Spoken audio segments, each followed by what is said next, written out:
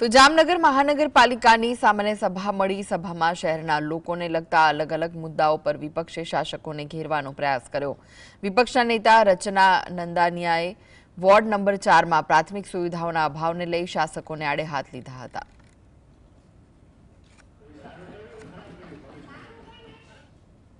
બોર્ડના ઠરાવ નંબર 46 25/1/2024 થી 15 જગ્યા મંજૂર કરવામાં આવેલ હતી, જેમાં આજરોજ ખાતાની દરખાસ્ત કમિશનરની દરખાસ્તને અનુને 5 જગ્યાનો વધારો કરી વોટર વર્ક સબ ઇન્સ્પેક્ટરની ટોટલ 15 જગ્યા હતી અને 20 જગ્યા કરવામાં બહાલી આપવામાં આવેલ છે।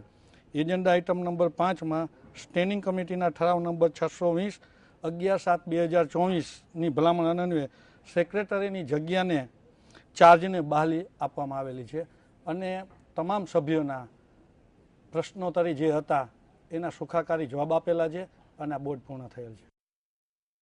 જામનગર મહાનગરપાલિકા દ્વારા સંચાલિત જે સ્કૂલો છે એમાં પટાવાળા તરીકેની કોઈ પોસ્ટ રહેતી જ નથી અને તેમ છતાંય ગુજરાત સરકારના ગાઈડલાઇન્સ વિરુદ્ધ જઈને જામનગર મહાનગરપાલિકાની શિક્ષણ સમિતિના સભ્યો અને ચેરમેનો દ્વારા આ વસ્તુની પટાવાળાઓની ભરતી કરેલી છે અને એમને પગાર પણ અનેક વાર ચૂકવેલો છે। મારા દ્વારા પણ ઘણી બધી એવી રજૂઆતો કરવામાં આવી કે જામનગર મહાનગરપાલિકાની હદમાં આવેલ અનેક ઢોર ડબ્બાઓ અને રસીકરણ ખસીકરણ જે અભિયાન ચાલુ છે એમાં ઘણી બધી ગેરરીતિઓ છે।